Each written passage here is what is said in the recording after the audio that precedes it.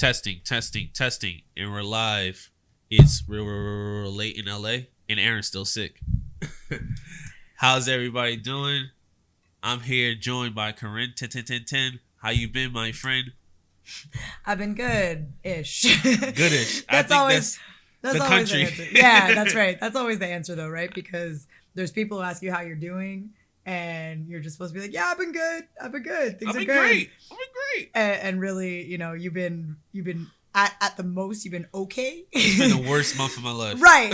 Or like it's been, if it's been pretty fucking bad, and like the person's asking you out of like courteousness, and they're like, "Yeah, how you been?" And you're like, "Yeah, I've been good." It's been a hard knock life. My mom's real sick, and like, my job is bad, stressful, and the country is crumbling, blah, blah, blah, blah. Yeah. The life and times. The life and times. That's right. So, I always wrestle with like, do you give the real answer, or do you like, just kind of give the courteous, like, "Yeah, I've been good. How about you?" I'm good.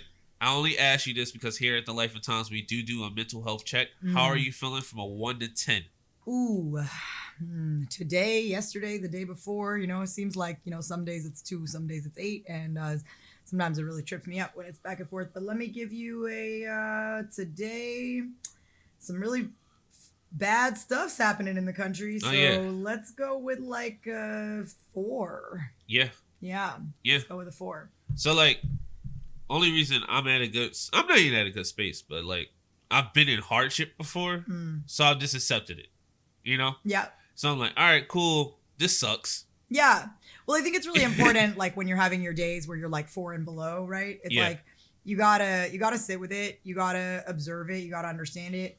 And it's up to you how far like you kind of dissect it, or how much control you ultimately, let it have. I think like, it's a 4 today, and if it needs to stay that way, it needs to stay that way. I'm cool with it. But obviously there are intentional ways to kind of, heal through it and focus on what's good if you're trying to turn your day around. Personally, like coming to the pod today, like was not easy, right? And it was, the commitment I made. I thought about it, like, do I just stay in bed? We could record it another day. But really it's like at the end of the day, joining community, having an outlet, having a conversation.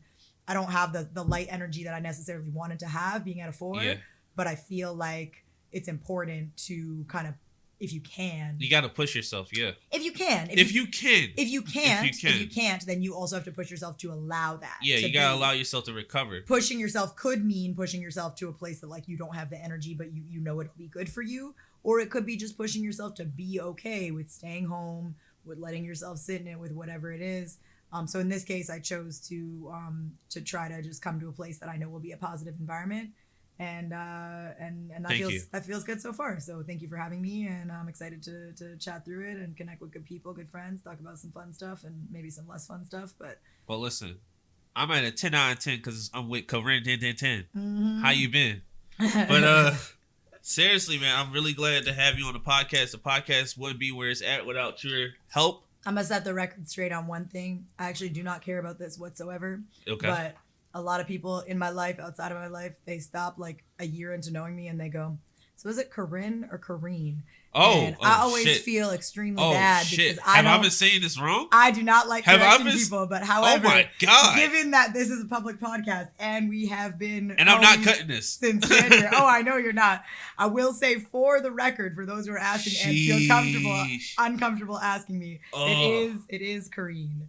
However, Corinne is very pretty. I'm so sorry. No disrespect to the Corinne. Oh my God, I feel like an asshole. No, because like my name, right? Right. So but the thing is, it is my fault because I decided that wasn't a battle that I was gonna fight when I was like 7. I was like, no, this is my choir instructor called me Corinne for 8 years. Like, damn, I never. You said some high notes for sure. Actually, the funniest one was I was dating someone during one of my first internships in 2011.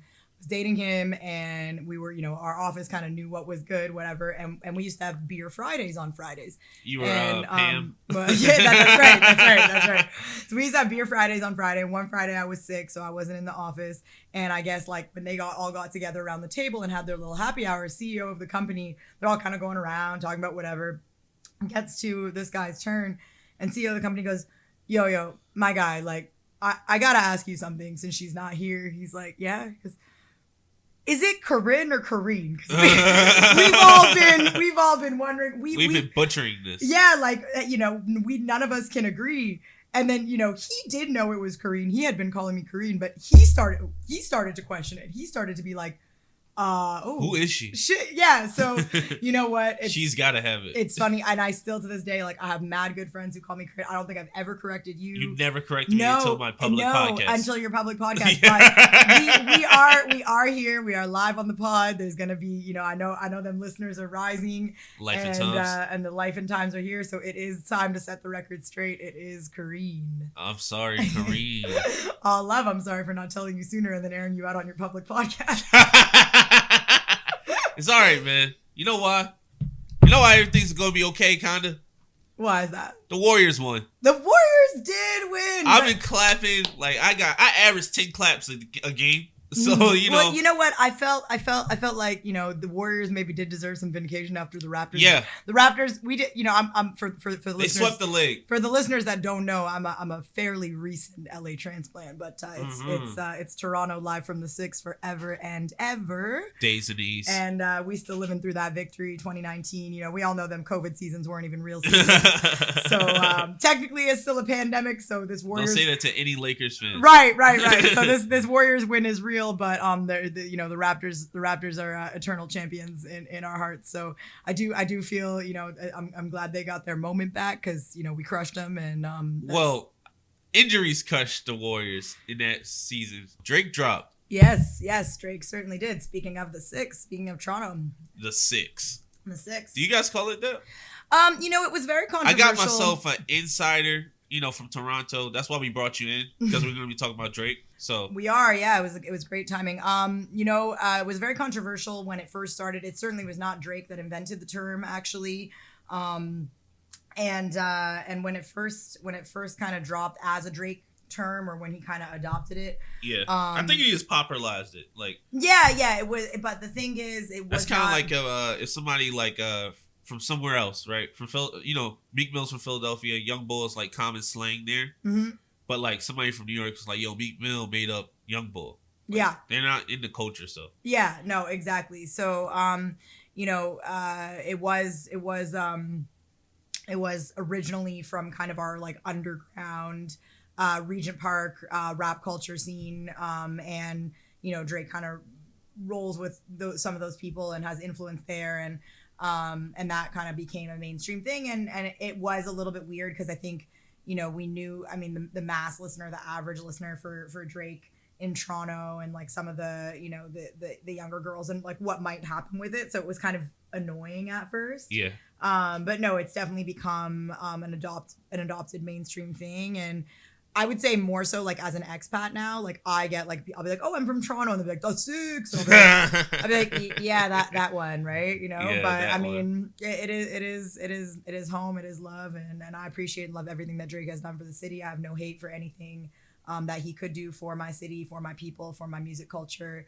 And so, he's an appreciated individual, and he could call it whatever he wants. Okay. How do you feel about the album?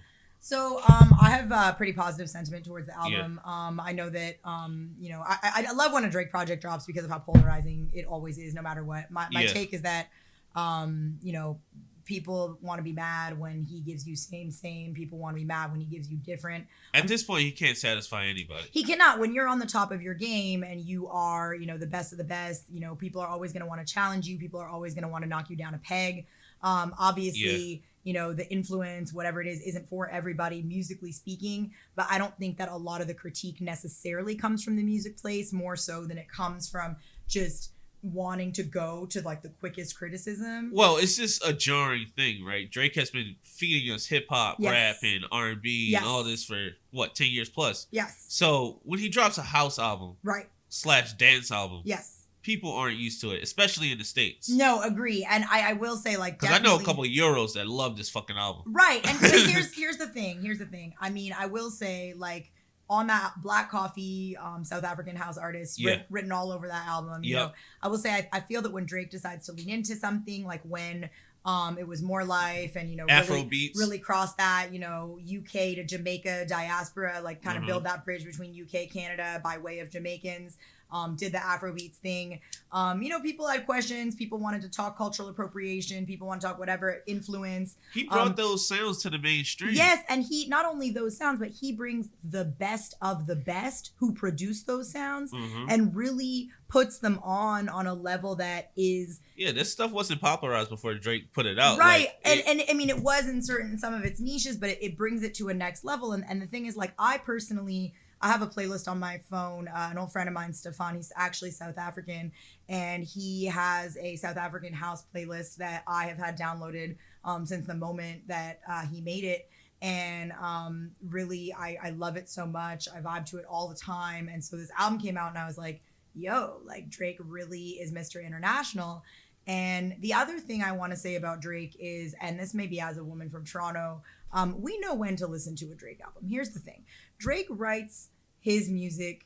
In Toronto, we got, you're just asking about the 6. In Toronto, we got 2 area codes. Or, well, now we have overpopulation, so we have like 4 area codes. But growing up, we had 2. We had the 416 and the 905. And it was east, the west end of the city. And Drake makes music late at night. Like if you got a girl in the east end of the city, you coming from the west end, or vice versa, late at night, if you are going to make that trip and make that journey, there's not a lot of traffic. You could do that in 45 minutes or so. You cross the whole city. And Drake makes music for crossing the whole city at 2 a.m. Yeah. And here, it's club vibes, post club vibes.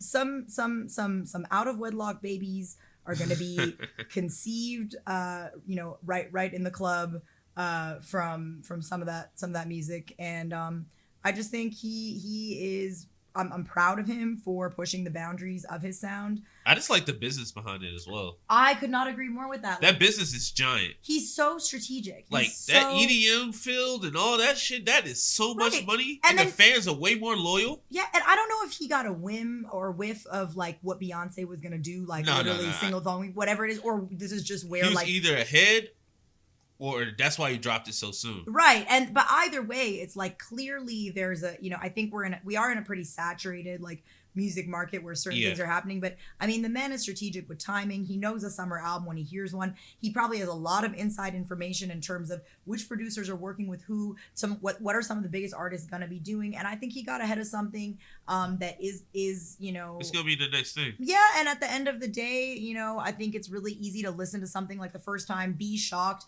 and let that jarring thing completely remove you from your ability to just sit and take it in and know. And I know a lot of those right up front shocked initial haters who are still a week later posting, I was wrong, or wow, I really have taken this in. I've really gotten a chance. I think with you it. gotta first you gotta like to dance, right? Yes, that's true. That's a prerequisite. But I need a one dance, so you know what I'm saying. You gotta like to dance. Yes, you do. Me, I get drunk, I want to go dance. Right. On my birthday and shit, I was dancing in the middle of people. It was, and that's what it is. And I honestly think that he is in a place in his life where maybe he's doing that. And I honestly think the next move, it just kind of seems like he pushed the boundaries. He tested something out, and now I feel like there's something a lot more stripped down coming in the next move. I've said this for years. I do believe that an album will come out eventually that's pretty much just called Aubrey, and it's just like pretty naked and pretty whatever. And I just think he's giving himself the agency to do whatever he wants to do, the permission. Or the ownership side of things, yeah. Yeah, and so I'm excited for what's next. I think it's a good album. I've had a great time listening to it so far. I've only gotten a chance to hear a couple of the songs in the way it was intended, really in a venue, dancing, popping off. You got to be outside to actually enjoy this. Look, you can't be sitting in your apartment thinking you're gonna like this album. In the car or in the club, but at the end of the day, I will say I did watch the function I was in. I definitely watched it pop off. And I was really, I didn't expect anything less. And the functions always pop off when Drake comes on, but in this way is really about, I used to go to a Drake night. Oh yeah? Back at State College. Mm-hmm. 4 hours straight hits. Crazy. Insane. Crazy. When you think about his career in totality, it's not a lot of rappers or artists, period, that has that much material in that realm. No, yeah, 100%. And it's so, and every single one. I did a TikTok where there was a mix to, it was basically all the Drake from, or the top Drake from 2009 to 2012, and even that, it was just like, I mean, I knew every word, and I'm not like a super fan like that of anybody, like I am, but like it was more just I could connect every song to a moment in time.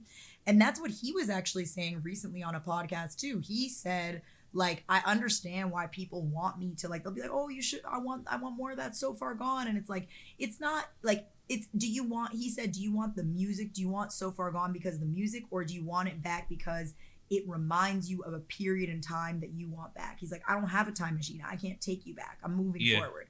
So I think, you know, if this is where he's at, I believe artists make art, yes, for themselves, for the consumption of others, but also for themselves. And it sounds like he had a great time making this album, and I'm excited for Black Coffee to get a lot more shine on the American stages and on the European stages. And let's go. I'm 100% a Drake supporter. All right. As a successful adult lady. A successful adult lady. You're rather successful. What's your advice for young and up-and-coming women out here, especially of color? Oh dear. Okay. Well, that's a big question. Take your time.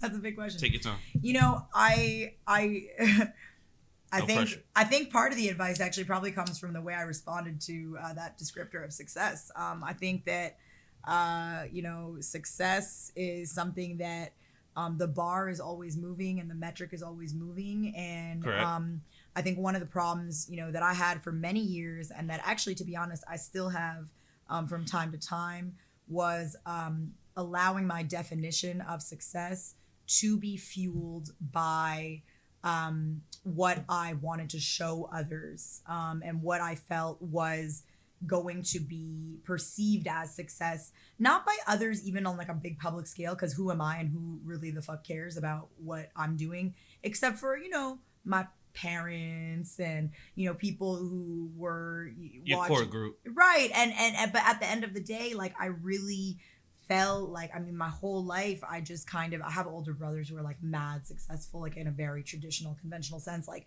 you know, before like 25, like one of them 6 figures, like actually one of them does the like Drake's financial advisor, like it's a lot, you know. And so I came from flex that. Harder. I came, but you know, flex for him. I mean, yeah, I'm happy but for that's him. But you know, family ties. Sure, but like it's not genetic, you know. I mean, like I admire the shit out of my brother. He works 100 hours a week, but like, and he still somehow finds time for like his wife and his whatever.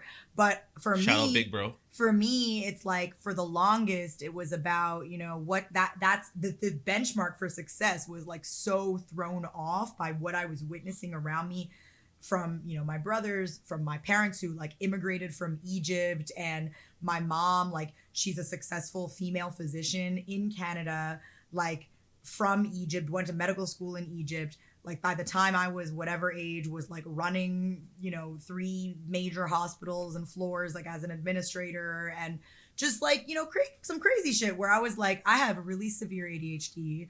I had a lot of undiagnosed kind of situations. Even after I was diagnosed, I was like not really down for, you know, taking it seriously. I didn't want to change a lot of, you know, personality stuff about myself. Change your behaviors. Whatever. Yeah. So I really, really, really struggled. And I actually did not, you know, I would get these, I'm very smart and I'm very talented. You are. But I would get these jobs because people want, like, I knew stuff about the internet. I work in like internet marketing and stuff, but I knew stuff about the internet before, and like how brands and could use the internet. So I knew all that stuff.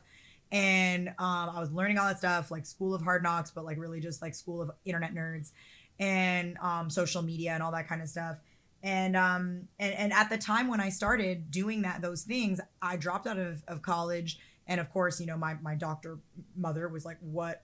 Yeah. What do you mean? Like, you know, what I don't. I'm sure she gave you some static, right? Some feedback. But the thing is, like, and it was so hard to explain what I was doing because the internet and there was no such thing even. It wasn't perceivable at the time. And even when it kind of was, like, I'd start to explain it, and the first thing my mom or dad would say, well, is there some type of course? Is there some? And the thing is now, like, you could go to UCLA, you could go to UFC, digital marketing certificate, digital marketing. That shit did not exist. Like, nobody knew what it was. Like, the platform, like Facebook was like, we're gonna maybe sell ads now. none of that was real. So the money wasn't there yet. Right. Blogs. I told my parents, oh, I'm going to be editing for blogs. They were like, what's like, you mean, like, are you going to work for the Toronto Star? Like our main, no, I'm the journalism. No, it kind of, but no. So it was so hard to explain to them that there was a path and there was a success.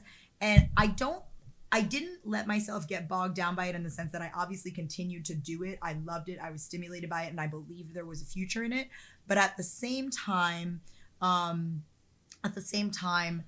knew that I had to be okay with the fact that, you know, I wasn't going to see some conventional success metrics until a later time in my life when this would start to pay off. I got hired for a lot of crazy jobs that were really exciting, but because of the ADHD and all the other things I was experiencing and just life and times and mental health shit, I didn't actually keep a job. I actually just celebrated my 3-year anniversary at my job, and that's the longest. I'm 31 years old. That's the longest I've ever worked in one position, which of course now is much more normalized to hop around, but it wasn't hopping around. It was getting fired. And it was, you know, adversity. Right. And so at you know, I really, really struggled to stop comparing myself, and not just comparing, but also to stop fueling my career because of what I thought, you know, living up to potential or conventional success could look like. As a woman of color, just because you asked that, I definitely will say that, you know, I grew up in primarily Caucasian environments and saw a lot of traditional, like, old money success as well. And, you know, that to some extent did serve me because, like, the college I went to was super white, and I watched, like, how, you know, frankly, white successful people operate and network with each other and, like, use each other to advance themselves. And, like, I don't know if it was code switching, I don't know, whatever, but there's definitely some code switching, right? And I learned like how to operate that way. And you know, I don't think it's something to be proud of. That's not my advice. Like, it's not go learn how to operate. I think that's a part of this is just a part of the shit, you know. It's a part of the shit, and it's part of, like, it's not necessarily learn how to operate like white people, but I feel like I learned how to operate like them, got in the room, and now I'm learning how to challenge them in a way that makes me feel like, or makes them feel like, my comfort is important enough because I am an asset. And I had to learn that I was an asset, and I had to learn to, I had to climb pretty far to become an asset. And I mean, look, y'all can't see me, but you know, I am a light-skinned individual. I have a lot of privilege in that way. I have economic and class privilege as well. And so I had a lot of advantages working in my favor that I could take on that position of, like, sort of being, you know, mainstream accepted as a woman without melanin in my skin. I still have a lot to prove, and, you know, the way that you dress matters, and the way that whatever, but especially, you know, learning to accept my physical appearance too. Like, my job that I have now, the 3-year one, I went to the job interview, and right before the interview, I went to the salon. I had it my very, very curly hair blow dried, and I got it all straightened. I had, like, this really nice outfit on from H&M. Like, I did everything brand new to look a certain way. And after I was hired, I showed up to the job with my afro and my curly hair, and people were like, you could kind of, and I got asked about it later on. They're like, oh, we noticed that, like, you know, you wore it straight. Gotcha. Right. And I'm just like, yo, I mean, look, I wore it straight almost my whole life, like almost every day, college, high school, whatever it was. It used to be for white men, and then it became for white employers. Now, I mean, there's not a single client who's ever seen my hair straight. There's not a single coworker really who, I mean, they have, like, from time to time, but I don't think I've really straightened it, you know, whatever. So I think I'm learning now that, like, I am an asset, and that my differences physically are an asset. Like, we do now come into a time where, like, I get to walk around and be like, you know, I have built this personality for myself in what I do for a living, and that comes as a whole package. So it's not perfect, but be yourself, define your own success metrics, and also just learn and listen and observe how people operate, so you know when to play within the rules, when to color in the lines, and when to push the boundaries and when to draw outside them. Only you can tell yourself that. It's okay to get fired. It's okay to lose your job. It's okay to learn things from that experience. It's okay to not stay somewhere toxic for you as a woman of color, especially if you are a Black woman. It is 100% okay to look around and to look for somewhere where you feel like you can thrive and you feel you like gotta you be can comfortable. Listened to. You have to be comfortable, and it is just so rare and it is just so hard. I mean, the majority of businesses are owned by white people, and if you are going to work for a white employer, just pay attention, observe, find community within your spaces, and know where you can and can't draw the line. And I know comes from a place of privilege, but I hope that helps. Yeah, just professionally, don't take any microaggressions. I mean, you know what? Because it's gonna come, but like try to make as many borders between that, you know? Right. And look, it's really tough. Like the thing is, like, people, like the real issue with microaggressions is, of course, there's been a rise in the education and white people have started to understand the definition of that a little bit more. And, now if you experience one and you do choose to ladder it up, you do choose to take it to HR, you do choose to take it to your employer a little bit, they understand what a microaggression is. And they do feel like, I think in a post George Floyd era, maybe, I don't know, it's 2022. So like, they really gave that about a year, but in a post George Floyd era, like the good ones do feel like they legitimize, microaggression. They understand a little bit more that it's something, that needs to be addressed. But it is very hard because, there's no standard for consequence when it comes to that. And a lot of times, whatever, those talks get had with the aggressor. They learn something. They, I didn't really realize, at least the conversation can be had, right? Yeah. Like a friend of mine was telling me recently at her workplace, like one of her managers uses the term crack whip sometimes. And not on her, but like she'll say to her like, I had to crack the whip with this client, or I had to, and my friend was like, right. And like, it's like, I know that she just never even thought about where nobody's ever challenged that comes from. And she's like, if I don't say something, then nobody will. So like, let me try to, whatever. And it's like, it's a moment where like, it does obviously, it's okay, go ahead. I've always felt that like the harder the conversation is to have, the better it is for you as a person. 100%. But the issue with that is, okay, so she can take in, oh shit, like I never realized that, I learned something great, which I think is what happened when I followed up. But the main problem or the main issue is, what is the white person then going to do? Go Googling like comprehensive list of microaggressions. Like maybe, and you know what? Maybe that article exists. I frankly have never looked it up. Maybe it does exist. I'm sure there's a lot of resources out there to help white people do better. I couldn't be me that's the one directing you, but I pray and hope for white people. Shout out Aaron, bro. Right, that you we miss you. We wish you were here. Not all white people are bad. No, and that, I mean, let me, I'm just joking. Let's do it. How was your Father's Day? You talked to your pops? My dad and I have a great relationship. I took him out. So Father's Day was Sunday, but on Thursday, it just so happened that there was a Andrea Bocelli concert at the Hollywood Bowl. Oh shit! He's a big fan. He's always been a big fan. I knew that my dad was a big fan. I hadn't really I'd taken in some stuff just along the years, but I didn't know that he was blind. It was really powerful. It's a really beautiful thing. And my dad had never been to the Hollywood Bowl. Like I'm trying to kind of show him LA. He lives in Orange County. I try to show him LA a little bit. And really kind of, my dad's a really big music and culture person. And so it's really cool to be able to share those moments with him. So took him to that. And then Sunday, we all went to a rooftop kind of thing, had some cocktails, had some food. It was a big family weekend actually, because my nephew turned 1. So Saturday we did his first birthday party. Shout out Neff. So we had a great time. My dad loves being a grandpa too. It's amazing. Like my dad is so that's his pure legacy. Yeah, and here's the thing. when I say that, this child is my father. He is. It's so crazy. So my dad I used to hang out with my grandfather a lot, so I already know. Right, and so did I. And honestly, it's so cool to watch this because my dad, if my nephew's not around, I'm just around my dad. Let's say my dad and I are at dinner, or when we were at the concert.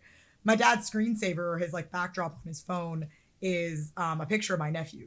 So he's looking at the backdrop on his phone, the home screen, and he just starts chuckling to himself. Like he just starts laughing, like so much joy. And I'm just new life. I'm just like, this is so beautiful. Like, I don't know if it was like that when I was born. I don't know if like I was definitely like that. I mean, I think, there's a little more responsibility. Oh, there's yeah. a little more stress. When it's your kid, yeah. Right. So I'm sure there were moments, but like this is like full-time, unadulterated, just pure bliss and joy.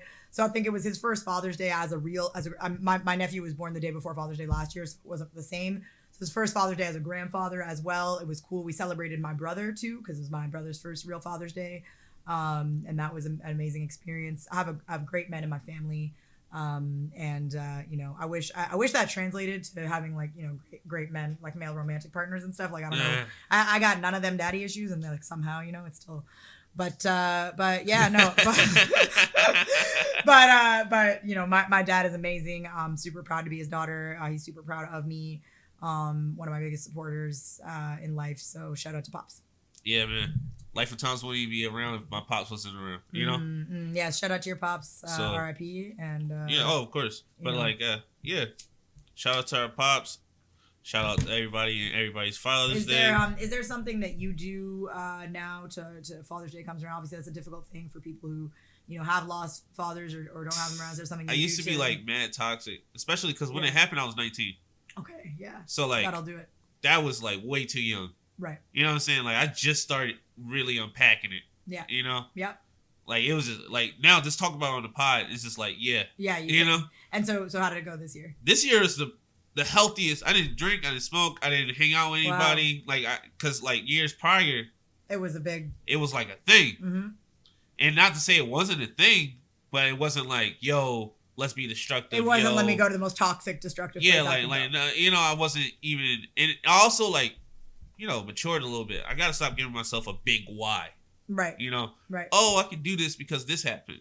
Yeah. No, you're an adult. Yeah. So you gotta process your emotions. Yes. Which is annoying. I grew up in male culture. Right. So I mean, look, I grew up in female culture, and the shit's still hard. Like we have a lot more. We're encouraged a little more. I talk to my girlfriends. I'm in therapy. I'm not embarrassed about it.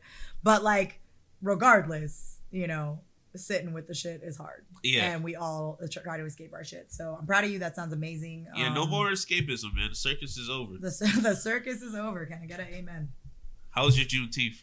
Oh God, my Juneteenth was incredible. This was my first Juneteenth in America. How was that? Oh wow. I mean, the privilege that I felt to be surrounded by just such incredible Black people, creatives.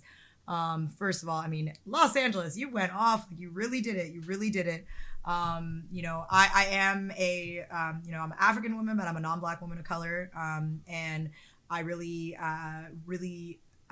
appreciate, being invited into Black creative spaces, to learn, to celebrate legacy, and just to see, especially women, beautiful Black women, just thriving and just dancing in their joy, and just really, really just being so happy and human in where they're at and through community.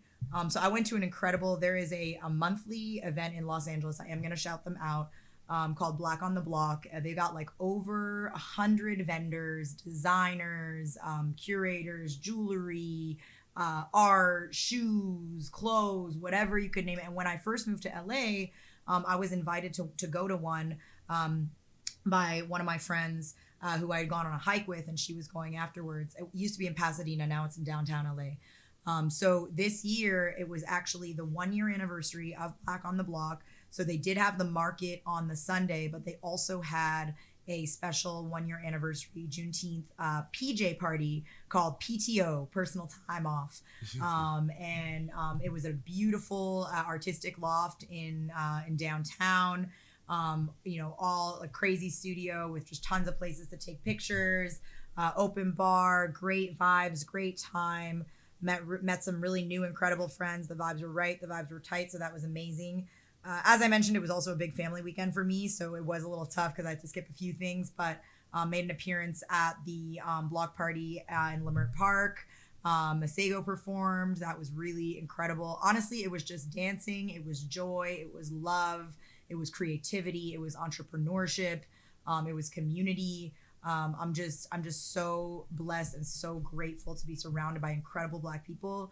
And I'm just, shout out to Liberation. Shout out to, finally being told after 2 years of emancipation that you're free. And shout out to your eternal freedom and the continued fight for freedom amidst everything that the Black community experiences. So all my love and happy Juneteenth. Well, that was great from your end. I worked. I worked on Juneteenth. And historically, I felt a little weird.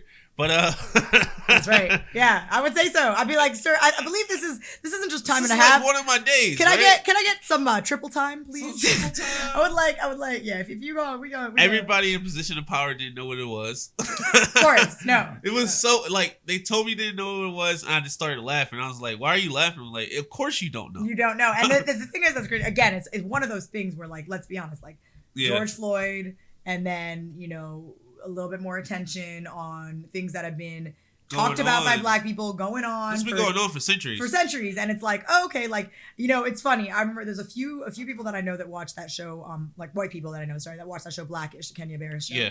And there was a Juneteenth like special episode a few years back. Yeah. It was really popular, the dance scene and all that. Right. Yeah. So at that moment, it's like, okay, there's an ABC show, mainstream culture, it's like kind of like right there. Right, like introducing this thing, right? And then, George Floyd was murdered in May of 2020, and obviously Juneteenth's in June. And so, in that year, of course, it was particularly, it was obviously particularly significant, for the Black community, but Juneteenth is always significant. But it was something that, I think was an opportunity to share that, that moment with white people, with non-Black people of color, with non-Black people. And now it's kind of like, look, the Black communities that I know, like, happy and willing to share, but in a way that don't be weird about it. Don't try to like profit. Right. Because I've seen like all the big corporations. Like Walmart ice cream. Yeah. You're like, Walmart was like, yo, I see y'all free and shit, so buy it. Right. That was disgusting, bro. Disgusting. And fucking filthy, bro. Filthy. So there's always that. Wow. Fucking just roll around the mud. I love watching like the TikToks and the reels from amazing people in the Black community, just being like, so if you're white, this is how to not do Juneteenth. I feel like just relax, just relax. Like, don't overcompensate, right? Right. I think we're going to have that problem forever and ever. And I mean, again, because it wasn't acknowledged for so long, right? And like, it was culturally acceptable to be racist, sexist, all that. Like, for not even decades, centuries. When did it stop being cool to be racist and sexist? Can we draw a concrete timeline? Yeah, can we get a timeline where it stopped being cool? They took abortions from women today, so I really don't take that. I really don't think I guess it's, we back in the roaring 20s. I don't really think we could go with recession on the way. I don't think we can women's rights are going down. There's no progress timeline here. Like, we gotta adjust the racism in your professional setting. On the podcast? Yeah. We fucked. We are fucked. Yeah. So, you want to talk? Are we talking about how we're fucked or what? What's your thoughts on the looming recession? I mean, what's this? The third one in my lifetime. I don't know that. I will say it's the first one where I've been making money like that. Yeah. So the other ones, like, I didn't have things in the stock market. Like, I didn't have like investments. So now you're looking, man. I was watching this shit before. Y'all gotta chill out, man. I was watching this shit before, like, my brother just graduated. It seems he's having trouble getting a job.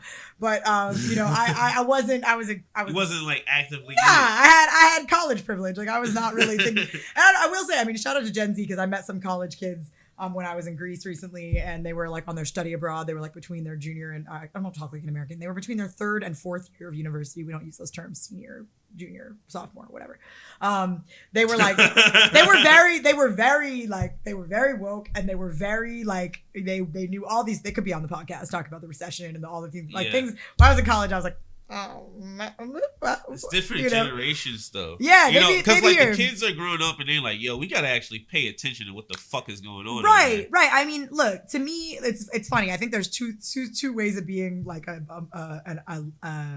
younger millennial and or a Gen Z now looking at the recession. It's like, on the one hand, you're like, you know what? I don't think the world, we're really making it to like kids and grandkids. I don't think the world's around. Let me spend all my money. Let me just have, we have this thing like it's, I call it the youth tax of the millennial or Gen Z generation. Like we really, we have this focus on mental health. We really lean into, what this sort of spoil yourself culture of just like life is short, let's do it. And then also not just life is short, let's do it, but like life is ending, like we know what it is. That's a pessimistic view. Right, it is. But the thing is, it's pessimistic, but it also births like a lot of stuff of like, for me, like with COVID when it came up, and the same thing now with kind of recession, with everything else, I'm just like, yo, like if we're really gonna do this right now, it's like I just feel like, when I start to get experiences back, it's like I'm not saying no to anything because I'm just trying to like I want to be prudent. I'm sure that I don't even understand or process like half the shit that really happens through a recession and potentially a Great Depression. Yeah, I was gonna say like people are gonna die. Right. But, like, suicides are gonna go up. Like, right, and it's a lot of things are going up. A lot, and like the thing money's is, gonna get real tight. I think of the biggest consequence that for the time being that is for our generation as far as this particular recession is what's happened in the last many years with all the boom of the tech boom, right? And the social digital tech boom. Yeah. Streaming, entertainment, technology, app culture, Uber, all that shit, right? All those things were funded by venture capital money on the basis of usership and on relying on what I was just talking about, millennials and Gen Z just being willing to spend money for their own convenience and their own pleasure at all costs. Yeah. And what happens during a recession is we start to evaluate those things. We're like, well, I don't think I should be taking getting this Uber Eats 6 times a week. Like I should probably maybe cook a 1-2, like maybe that Trader Joe's, like get a little 1-2 frozen cauliflower. Like that's what I need to do, right? I've been cooking a lot more. right. So, so you start to like think about these things, and a lot of these tech companies with this VC money, they hired all these people, big ass salaries, right? Like 6 figures, the biggest money most people have ever seen. The way that my pivot for me was like, clearly I'm going to go from marketing to tech. Like clearly I got to work. That's where the money resides, right? But it was real money, but it wasn't real money in the sense that, recession is coming and the VCs are going, all right, it's time to show us the money. We've invested. We've given you all the resources. And they're like, well, shit, we don't have it. So now there's 300 layoffs at every company.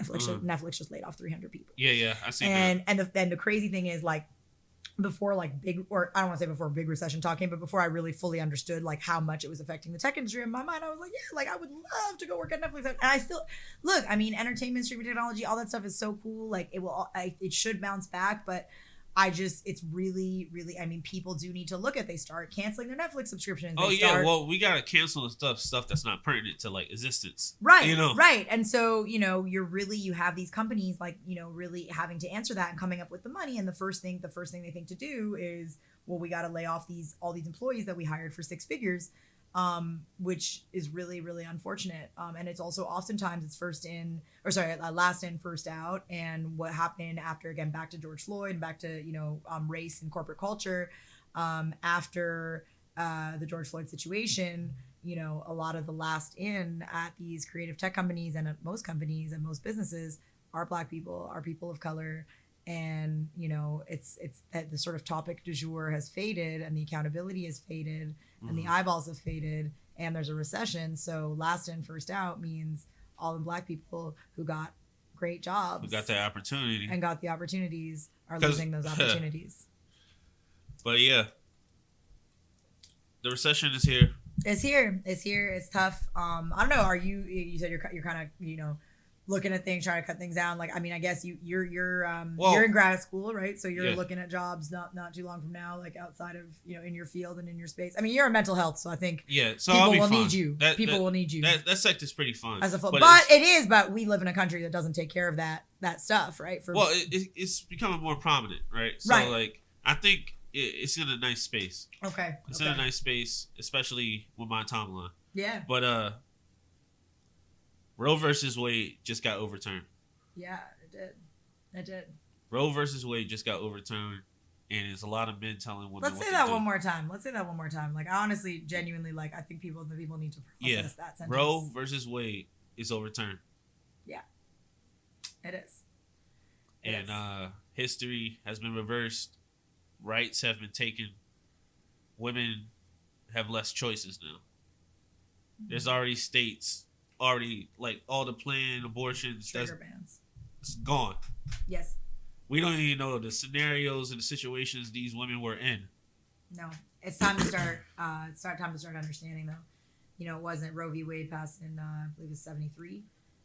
So you know, it's time to start looking at what that looked like on a real level, not like arbitrary vague level of like, oh, not like an arbitrary vague level of like, the before times. Like really understand what the before times meant. Really understand what was happening before Roe v. Wade. I posted actually another podcast earlier today. It's called "You're Wrong About." They kind of like they dismantle the whole thing, popularize like sort of myths, like things like narratives that we've been sold, or they just dig deeper into things that like we think we know about, or like everyone kind of knows like what Roe v. Wade is at that sort of high level, but really just kind of, you know, what was it before? What do each of the states kind of classify as abortion? What are, you know, just kind of understanding like what are the consequences here is super important. And just, because the implications are massive. The implications are massive, especially, and again, I know we've talked about this already, but the implications are most massive for people of color, women of color, people who are not economically advantaged, because, you know, there's a lot of, you know, even if you are a white woman in a white woman and also a privileged woman, economically speaking, in a state that bans abortion, you know, you'll still find your options, you know, access to travel, you'll still find your options. Like most things, it's the haves and have-nots. Absolutely, and that's, you know, at the end of the day, that's the goal of this kind of legislation, right? It's what this country wants. Yeah, it's a line in the sand that is easily you can literally go to Senate with this, you know. yeah, and it just gives, like on any side though, like yo, I'm trying to get it back, right? And the thing yo, is, I'm not. Now let's run. Like trying to like, you know, doing something that not only is going to affect these women who are women of color, who are not economically advantaged, and forcing them into having children, right? But also, of course, affects the lives and livelihood of their children very much. You know, you contribute even greater, like all that happens there is multiplication of the issues that we already have, that, you know, communities of color already have. Like, there's already such a struggle, and the things that come out of that impoverishment and the crime and the this and that, all of the excuses that white people use to stay racist, all of the excuses that white people use to, or white governments use to enforce, police enforcement and military and all that stuff, and criminalize communities of color, like those are just going to get worse because the volume is going to get worse because cannot manage all of this, right? And so it's got ripple effect consequences beyond just the women who are pregnant themselves. It's really affects our entire society, men, women, in a way that, you know, we are just dealing with so much inequity across the board, and we're just throwing, I mean, it's adding more to it. It's adding more to it. And listen, even with Roe v. Wade, like, let's be 100% clear, especially in these states that had these trigger bans ready to go, access was already still very limited. Like, it was very limited. It's not, they found... People think you can just go and get an abortion. No, it's not. It's not like a one-day thing. It's a process. And not even just that it's not a one-day thing, but, okay, let's put it this way, right? We talked about Juneteenth. Yeah. They abolished slavery, right? But then, like, you know, the criminal justice, quote unquote, system and all that kind of stuff. Right. Jim Crow. And then, like, all these other things like prison labor.